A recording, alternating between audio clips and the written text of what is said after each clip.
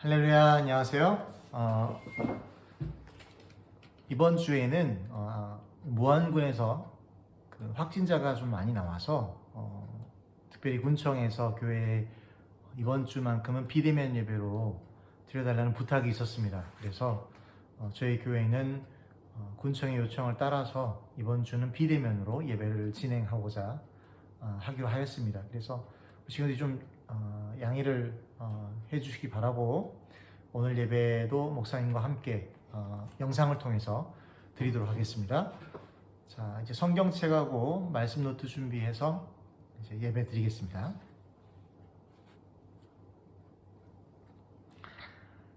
사도신경 하심으로 우리 신앙을 함께 고백합니다. 전능하사 천지를 만드신 하나님 아버지를 내가 믿사오며 그 외아들 우리 주 예수 그리스도를 믿사오니 이는 성령으로 잉태하사 동정녀 마리아에게 나시고 본디오 빌라도에게 고난을 받으사 십자가에 못 박혀 죽으시고 장사한 지 사흘 만에 죽은 자 가운데서 다시 살아나시며 하늘에 오르사 전능하신 하나님 우편에 앉아 계시다가 저리로서 산자와 죽은 자를 심판하러 오시리라. 성령을 믿사오며 거룩한 공예와 성도가 서로 교통하는 것과 죄를 사하여 주시는 것과 몸이 다시 사는 것과 영원히 사는 것을 믿사옵나이다. 아멘. 오늘 하나님께서 우리에게 주신 말씀은 창세기 1장 28절 말씀입니다. 지난주에 같은 본문 말씀인데요. 오늘 본문 말씀의 제목도 하나님의 창조 명령 두 번째, 지난주에 이어서 하나님의 창조 명령에 대해서 좀 더 공부해 보도록 하겠습니다. 자, 다 찾았으면 우리 한 목소리로 읽어보겠습니다. 시작. 하나님이 그들에게 복을 주시며 하나님이 그들에게 이르시되 생육하고 번성하여 땅에 충만하라. 땅을 정복하라. 바다의 물고기와 하늘의 새와 땅에 움직이는 모든 생물을 다스리라 하시니라. 아멘. 하나님께서 자신의 형상을 따라 지으신 사람을 창조하시고 그 사람에게 명령하신 말씀입니다. 그래서 모든 생물과 이 땅에 있는 모든 것들에게 생육하고 번성하라, 땅에 충만하라 라고 말씀을 하셨다면 사람에게만은 이 땅을 정복하고 또 만물을 다스려라 하는 명령을 주셨다라는 말씀이에요. 그래서 우리가 이 하나님의 명령, 창조 명령에 대해서 지난 시간 살펴보면서 이 땅을 살아가면서 우리가 창조 명령, 하나님의 이 말씀을 지키는 것이 참으로 어렵다라고 말을 했어요. 여러 가지 유혹들이 많다고 그랬어요. 그죠? 그래서 여전히 저와 여러분을 유혹하고 있는 세상의 쾌락과 즐거움과 그런 편안함과 안락함들이 이 하나님의 말씀을 지키지 못하도록 여전히 방해하고 있고 여전히 우리를 이렇게 억누르고 있다라는 걸 말씀드렸는데, 오늘은 하나님께서 왜 사람에게 이 땅을 정복하고 다스리라는 명령을 내렸는지에 대한 그 이유와 목적을 좀 한번 살펴보고자 합니다. 자, 하나님께서 지으신 수많은 종류의 동물들과는 다르게 이 사람에게 이 명령을 하신 까닭은, 자, 그 이유는 뭐냐면 첫 번째로 오직 사람만이 하나님의 형상으로 지음을 받았기 때문입니다. 하나님의 형상인 사람에게 하나님께서는 이 특별한 창조 명령을 주셨는데, 이 하나님의 형상이 갖는 특권이 있어요. 하나님의 형상이 갖는 놀라운 특권인데, 그것은 첫 번째로 바로 하나님과의 우리가 인격적인 만남이, 교제가 가능하다는 것이죠. 그러니까 하나님께서 만물을 지으시고 땅 아래, 땅에 있는 또 바다에 있는 하늘에 나는 수많은 그 생물들, 동물들을 지으셨잖아요. 그러나 우리처럼 그렇게 호흡을 한다고 해서, 살아있다라고 해서 모두가 다 하나님과 함께 소통을 할 수 있는 건, 만날 수 있는 건 아니라는 것이죠. 오직 사람만, 하나님의 형상으로 창조 지음받은 사람만 가능한 것이라는 거예요.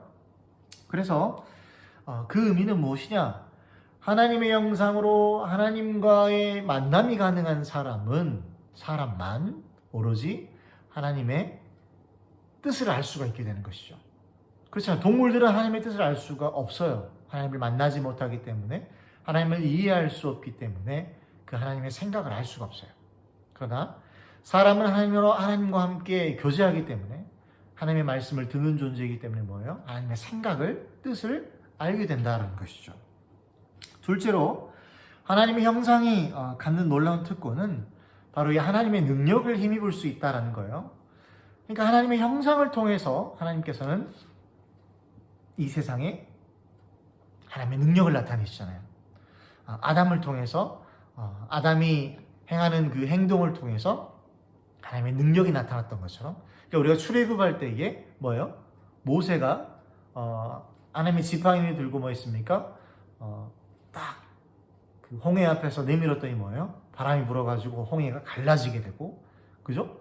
모세가 또 애굽에서 탈출할 때 이게 하나님이 함께 하시고 하나님께서 능력을 주셔서 모세를 통해서 10가지의 재앙이 나타났다, 10가지의 기적이 나타났다라는 사실을 우리는 보게 되지 않습니까? 그래서 하나님의 형상인 사람을 통해서 뭐예요? 하나님의 능력이 나타난다 라는 건데, 이 수만 가지의 하나님의 능력 중에 가장 대표적인 것이 있어요.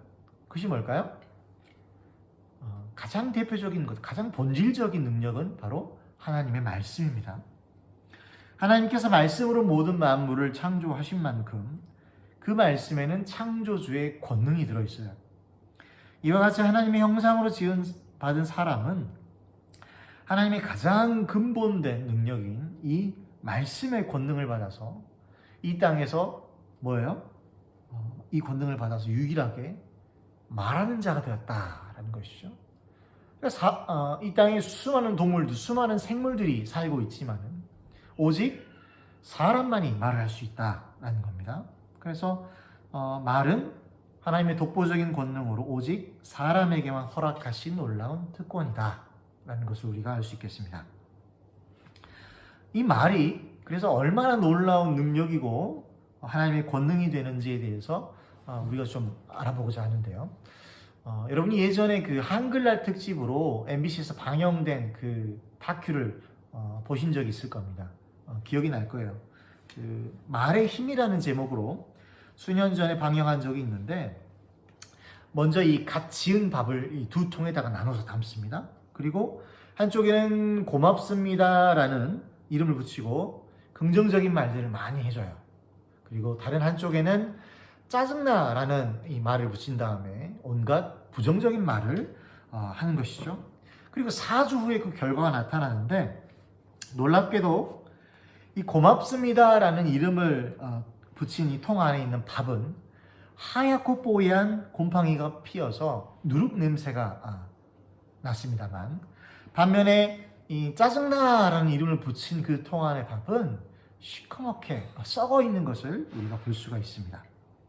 그리고 이 실험 자체가 매우 놀라웠던 까닭이 있는데요. 그건 뭐냐면 바로 이 밥이 뭐예요? 밥이 무생물이었기 때문입니다. 그러니까 우리가 실제적으로도 우리가 간단히 실험하거나 아니면은 많이 일어나고 있는 일들 중에서는 식물, 살아있는 식물에 대해서, 살아있는 생명체에 대해서 우리가 긍정적인 말을 하면, 고마워, 사랑해, 좋아해, 이런 말들을 하면은 긍정적인 변화가 일어나는 것을 알 수가 있어요. 식물에 대고 어떤 과일나무에 대고 그렇게 말을 해도 그 과일나무가 생기가 있고 건강하게 자라고 또 열매를 맺는다라는 사실을 우리가 볼 수가 있는데, 밥은 뭐예요? 무생물이라는 거죠. 무생물. 그러니까 생명이 없는 이 무생물에도 불구하고 말에는 어떤 말을 하냐에 따라서 그 결과가 달라진다라는 것을 우리가 볼 수 있다는 것이죠. 그 말 자체에 뭐가 있다는 겁니까? 능력이 있다는 것이죠. 그럼 이 말을 사람에게 했을 경우에는 어떤 차이가 있을까요? 말은 사람에게 어떤 역할을 가져올까요? 마찬가지로 이 또한 실험을 했어요. 실험을 했는데 먼저 이 실험 참가자들이 자신들이 문장을 만든 언어 능력 테스트를 받는 줄 알고 실험 장소로 모입니다. 참가자들은 30개의 서로 다른 낱말 카드를 받고 그것을 조합해서 문장을 구성하고 말을 하게 된대요. 근데 이 실험은 참가자들이 실험 장소로 올 때까지의 걸음 속도를 걸음 속도와 그리고 실험을 마친 후에 그 걸음 속도를 비교해서 실제로 말이 그 언어가 사람의 신체에 어떤 영향력을 주는지에 대한 실험이었어요. 놀랍게도 해질녘, 황혼의 전원주택, 늙은 휠체어를 탄 은퇴한 그리고 쓸쓸한 외로운 같은 이 노인에 관한 단어를 조합해서 문장을 구성한 참가자들의 실험을 마친 후에 걸음걸이를 확인해 보니까, 비교해 보니까 참가하러 올 당시보다 눈에 띄게 느려졌고 또 매우 지쳐 보였다는 것을 알 수가 있었습니다. 반면에 젊음에 관한 이 단어를 조합하고 그것을 말했던 참가자들은 실험 전과 실험 후가 그 걸음걸이가 빨라졌어요. 이 방송에 출연한 이 모 심리학과 교수가 이렇게 실험 결과에 대해서 말을 했는데, 단어를 전부 숙지하거나 외워서 그와 같이 행동하라는 내용이 없었음에도 불구하고 단순히 이 단어를 접하는 것만으로도 이렇게 사람의 행동에 영향력을 줄 수가 있다. 결론적으로 말하면 뭐예요? 언어의 힘은 사람의 행동을 지배한다라는 겁니다. 한번 적어볼까요? 언어의 힘은 사람의 행동을 지배한다. 이를 다시 말하면 이렇게 적어봅시다. 말씀이 사람을 정복하고 다스린다. 말씀이 사람을 정복하고 다스린다. 하나님께서 말씀으로 이 세상을 창조하시고 또 그 말씀으로 만물을 다스리시는 것처럼 하나님의 형상인 사람에게 말하게 하시고 그 말로써 이 땅을 정복하고 다스리게 하신다라는 것이죠. 그래서 하나님께서 지으신 첫사람 아담이 그에게 나온 수만 마리의 동물들을 보고 말하기 시작했는데, 말하는 그대로 그 동물들의 이름이 되었다라는 것을 우리가 성경을 통해서 알 수가 있습니다.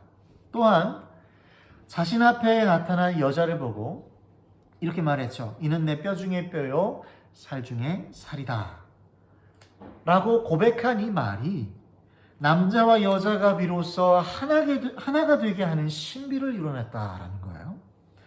이처럼 하나님의 창조적인 권능으로 말하는 아담은 하나님이 지으신 동산과 그 가정을 다스리며 하나님께 영광 돌리는 삶을 살았다라는 겁니다.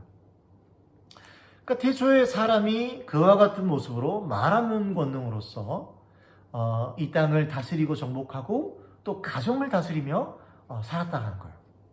근데 문제는 뭡니까? 이 타락 이후의 모습이었죠. 타락 이후에 하나님께서 아담에게 이렇게 말했습니다. 아담아, 왜 선악과를 따먹었니? 그러니까 이 아담이 자신이 타락한 이유가 다 하나님께서 보내주신 저 여자 때문이다 라고 비난의 말을 합니다. 여자에게 물으니까 여자는 또 뱀 때문이다 라고 핑계의 말을 합니다. 그렇게 타락한 사람은 이제 서로 원망하면서 비난하면서 하나 되지 못하고 분열되고 다툼하는 그런 삶으로 살게 됐다라는 것이죠. 인터넷 기사를 살펴보면은 마음이 안타까운 것이 대부분인데, 왜냐하면 이 대부분의 기사들이 자극적인 제목들로 시선을 잡아끌고 정작 그 내용을 살펴보면은 실망과 한숨밖에 나오지 않는 내용들이라고요. 심지어 댓글의 내용은 더 가관인데 그 댓글의 색채가 정말 절망적입니다. 그 누구도 위로와 소망과 희망의 말을 하지 않습니다. 창조적인 말, 서로를 하나 되게 하는 말은 눈을 씻고 찾아봐도 볼 수가 없습니다. 그리고 이것은 오늘 우리 사회와 우리 가정, 오늘 우리의 모습입니다. 코로나19 사태로 생계가 더욱 어려워지는 이때에 여러 가지 근심과 걱정으로 직장을 잃을 수 있는 이 긴장 속에서 살아가는 사람들 때문인지 더욱 사람들의 이 표정과 언어들은, 행동은 어둡고 무겁습니다. 날카로운 반응으로, 언어로 이웃과 가족들을 대하고 있습니다. 특별히 요즘 인터넷 기사에 회자되고 있는 이 학교 폭력에 대한 관한 글을 보면서 저 또한 그 대상자를 자연스럽게 이렇게 비난하는 것을 보면서 내 삶 속에서 이웃을 상대하고 비난하고 이웃을 죽이는 말이 이토록 쉽게 나올 수 있다는 사실에 다시 한번 저도 놀라게 되었습니다. 하나님께서 태초에 우리에게 명하신 이 땅을 정복하고 다스리는 일이 이제 우리 삶 속에서 서로를 향한 이 치열한 경쟁과 싸움으로 처음 하나님께서 목적하신 바와는 전혀 다른 모습으로 이제 나아가고 있다는 거예요. 누가 비싼 차를 타고 다니는지, 누가 좋은 연봉 조건의 직장을 얻게 되고 꿈에 나올 법한 좋은 집을 찾아서 거기에 사는지, 이런 것들에 우리가 관심이 있고 이런 나만의 꿈을 위해서, 나만의 나라, 나만의 이 세계를 짓기 위해서 수많은 불법과 불의로 이 땅을 다스리고자, 정복하고자 한다라는 것이죠.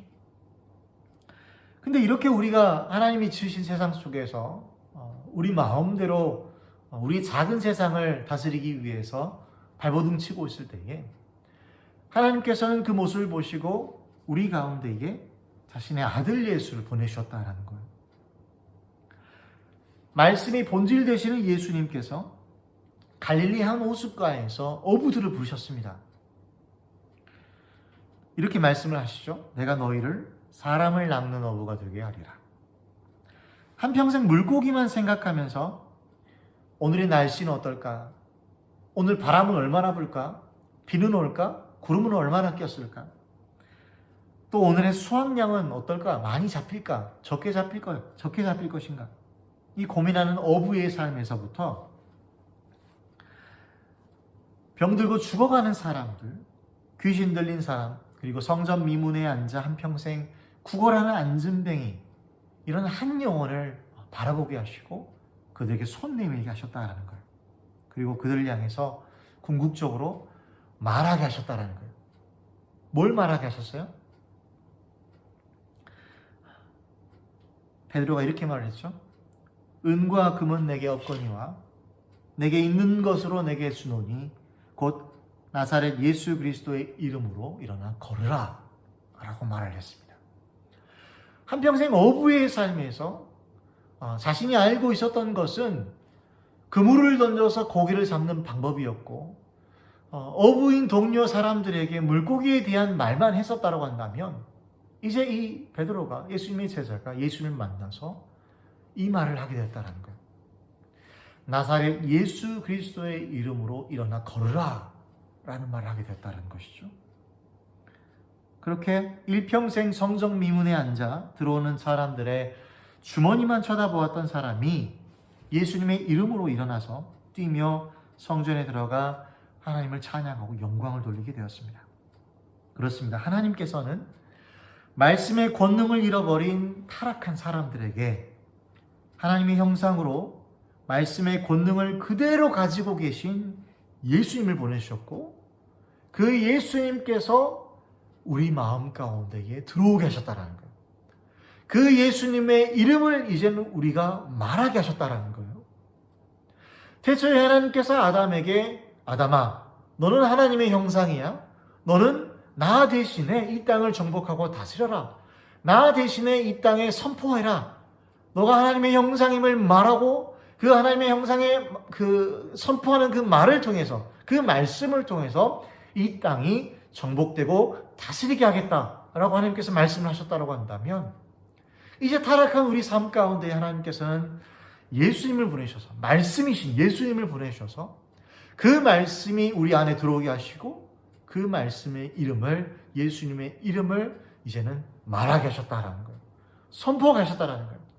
그 선포함으로 인해서 뭐예요? 그 예수님의 이름을 우리가 말함으로 인해서 뭐예요? 이 땅을 정복하고 다스리게 하셨다는 거예요. 하나님의 뜻대로, 하나님의 형상대로 이 땅을 아름답게 다스리게 하셨다는 거예요. 마태복음 28장 18절에서 20절에 하늘과 땅의 모든 권세를 내게 주셨으니 그러므로 너희는 가서 모든 민족을 제자로 삼아 아버지와 아들과 성령의 이름으로 세례를 베풀고 내가 너희에게 분부한 모든 것을 가르쳐 지키게 하라. 볼지어다 내가 세상 끝날까지 너희와 항상 함께 있으리라 하시니라. 하늘과 땅의 모든 권세를 받은 말씀이 우리 안에 들어와서 영원까지 함께 하신다라고 말씀을 합니다. 이제 내가 세상을 정복하고 다스리는 것이 아니라 내 고집대로 내가 하고 싶은 대로 내 말을 하는 것이 아니라 내 안에 계신 주님께서 하신다, 주님께서 말하신다라고 하는 겁니다. 내가 내 가정을 내 마음대로 다스리고 말하는 것이 아니라 내 안에 주님께서 부모님을 사랑하게 하시고 어머니, 아버지에게 반응하게 하고 대답하게 하고 효도하게 하시고 헌신하게 하고 하나 되게 하신다라고 말씀을 합니다. 그렇게 이제 내 마음대로 내가 학교에 나가서 내 친구들을 향해서 이웃을 향해서 그저 내키는 대로 내 마음에 내키는, 내가 기분이 좋을 때에는 잘해주고 좋은 말을 했지만 내 기분이 안 좋을 때에는, 내가 여유가 없을 때에는 날카로운 말로써 상대를 상하게 하는 말로써 친구를 아프게 하는 말을 서슴없이 하지 않았습니까? 그런데 하나님께서 이제 예수님께서 내 안에 들어오셔서 주님께서 하시겠다라는 거예요. 주님께서 그 이웃을, 친구를 향해서 사랑한다. 내가 너를 사랑한다. 내가 너를 도와주겠다. 내가 너를 불쌍히 여긴다. 라고 말씀하신다라는 거예요. 그렇게 내 안에 계신 주님께서 궁극적으로 저와 여러분을 다스릴 때에 비로소 내 삶에 하나님의 이 창조 명령이 실행된다라는 사실을 여러분 믿으시기 바랍니다. 그래서 오늘 우리가 기도할 것은 여전히 내 마음대로, 여전히 내가 내 중심에 앉아서, 내 보좌에 앉아서 내가 하고 싶은 말을 하고 내가 하고 싶은 대로 살고자 노력을 하지만, 오늘 우리가 다시 한 말씀을 통해서 하나님께서는 우리 마음 가운데에 예수님을 보내주셨고 이 말씀의 권능을 그대로 가지신 이분께서 우리 안에서 우리를 다스려서 말하게 할 때에, 주님의 이름을 선포하게 할 때에, 그러니까 주님의 마음을 선포하게 할 때, 예를 들어서 오늘 우리가 가정에 돌아가서 부모님을 대면할 때에 그 부모님을 향해서 우리가 위로의 말, 사랑의 말, 헌신의 말, 이런 말들을 요즘 하지 않잖아요. 부모님 일 다녀오시면은 아버지 오늘 힘드셨죠? 고생하셨습니다. 하면서 따뜻한 한마디, 어깨도 주물러 드리고 부모님에 대한 그런 사랑의 말을 여러분 하셨습니까?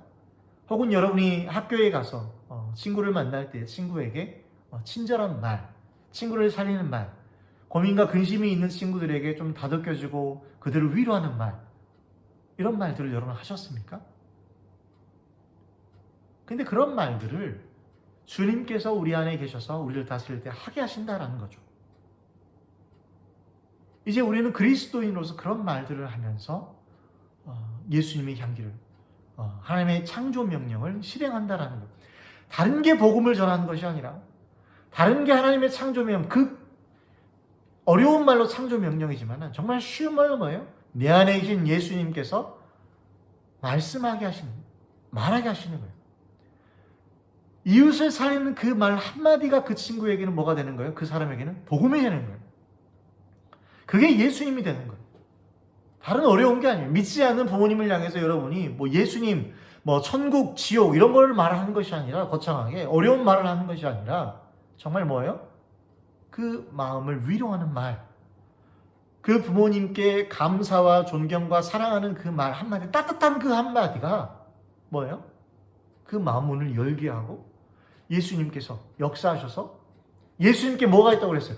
모든 이 땅, 하늘과 땅의 권세를 모두 다 주셨다 했잖아요. 예수님에게. 그 예수님께서 역사하시면은 그 따뜻한 말 한마디를 통해서 뭐예요? 변화가 일어난다 라는 사실을 여러분 믿으시기 바랍니다. 그래서 가정에 나아가서 다시 한번 또 여러분 여러 삶의 영역들에 나아가서 따뜻한 말 한마디, 그 말 한마디를 실천하는 저와 여러분 되기를 축복합니다. 기도하겠습니다. 하나님 아버지 감사합니다. 오늘 말씀을 통해서 하나님이 주신 이 창조 명령, 말씀 되시는 예수님께서 우리 안에 들어와 역사하시고 우리를 말하게 하심으로써 이제 하나님의 창조 명령을 실행할 수 있다는 것을 배웠습니다. 우리 친구들이 삶 가운데 나아가서 주님의 이름으로, 주님의 마음으로 하나님의 뜻을 알고 한마디의 따뜻한 말, 그리고 사람을 살리는 그 말 한마디를 실행할 수 있도록 믿음 주시고 능력을 더하여 주시옵소서. 예수님 이름으로 기도합니다. 아멘. 우리 다 같이 찬송가 찬양 완전한 신주 함께 찬양하면서 준비하신 예물을 좀 준비해서 드리도록 하겠습니다.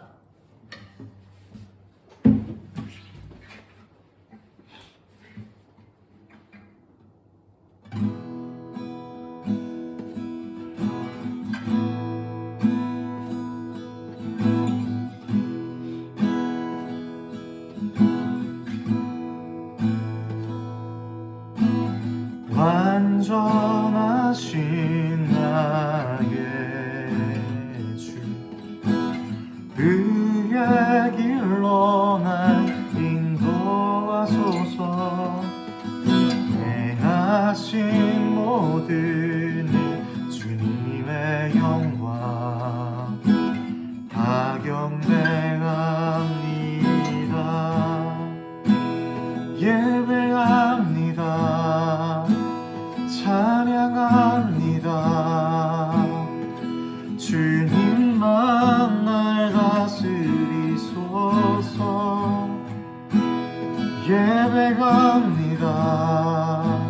찬양합니다. 주님 홀로 높임 받으소서. 완전하신 나의 주 그의 길로 날 인도하소서. 행하신 모든 일 주님의 영광 다 경배합니다. 예배합니다.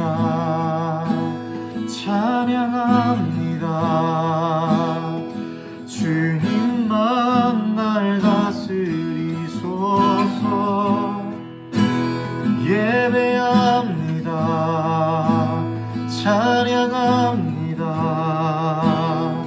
주님 홀로 높임 받으소서. 예배합니다. 예배합니다. 찬양합니다. 주님만 날 다스리소서. 예배합니다. 찬양합니다. 주님 홀로 높임 받으소서. 우리 함께 다 같이 기도합니다.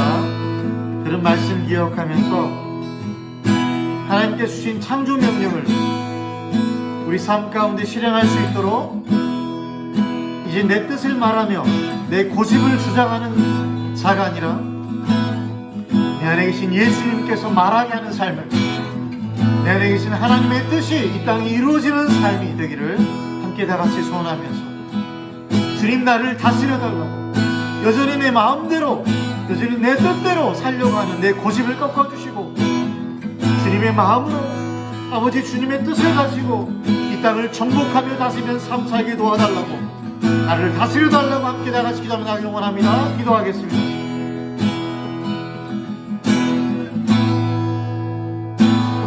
주님, 아버지 나를 다스려 주시옵소서.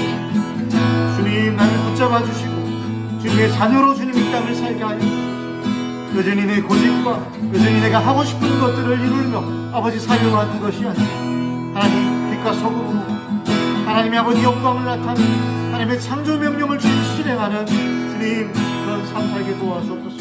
주님께 붙들리는 삶 살게 도와주옵소서. 내 안에 계신 주님께서 이제 주님 나를 주장하시고 이제 주님 아버지 내게 말씀을 주셔서 이 말씀대로 순종하는 삶 살게 도와주옵소서. 주님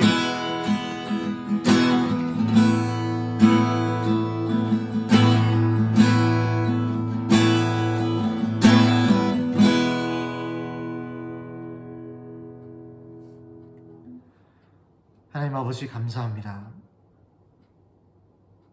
갈수록 어려운 세상 가운데에 그럼에도 불구하고 우리에게 주님 말씀을 들려주시고 그 말씀대로 주님 우리가 살게 하여 주시면 감사합니다.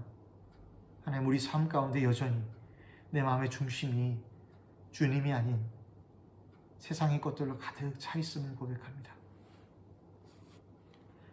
여전히 내 마음의 즐거운 것들을 쫓아서 편안한 것들, 안락한 것들을 쫓아서 말씀이 아닌 주님 다른 것들을 바라볼 때가 많이 있습니다.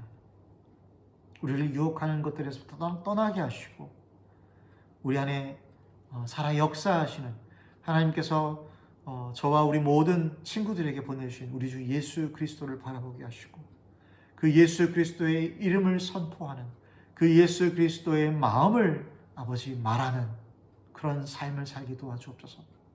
우리 친구를 향해서 이웃을 향해서 도움이 필요한 자, 연약한 자들을 향해서 주님의 긍휼하심의 그 마음을 아버지 말로 전하고 행동으로 실행할 수 있는 그런 참된 그리스도인의 삶 살게 도와주시옵소서. 감사하며 예수님 이름으로 기도합니다. 아멘. 우리 주님께서 가르치는 기도로 예배를 마치겠습니다. 하늘에 계신 우리 아버지여, 이름이 거룩히 여김을 받으시오며 나라가 임하시오며 뜻이 하늘에서 이루어진 것 같이 땅에서도 이루어지이다. 오늘 우리에게 일용할 양식을 주시옵고 우리가 우리에게 죄 지은 자를 사하여 준 것 같이 우리 죄를 사하여 주시옵고 우리를 시험에 들게 하지 마시옵고 다만 악에서 구하시옵소서. 나라와 권세와 영광이 아버지께 영원히 있사옵나이다. 아멘. 예배를 마쳤습니다. 우리 친구들 한 주간 동안도 승리하시고 오늘 말씀 들은 거 기억하면서 특별히 적용점은 우리가 일상생활 속에 들어가서 정말 주님께서 내 안에 말하게 하시는 그 주님의 음성을, 주님의 마음을 여러분이 좀 생각하고 들으면서 느끼면서 부모님에게도 따뜻한 한마디, 사랑의 한마디, 더 어려운 이 시기일수록 모두가 인상 쓰고 어두운 표정을 지을 때에 저와 여러분이 세상의 빛과 소금으로 밝은 모습으로 그들에게 힘이 되어주는 모습으로 살았으면 좋겠습니다. 그럼 반모임 이어서 가주시고 다음 주에는 우리가 대면해서 볼 수 있도록 하겠습니다.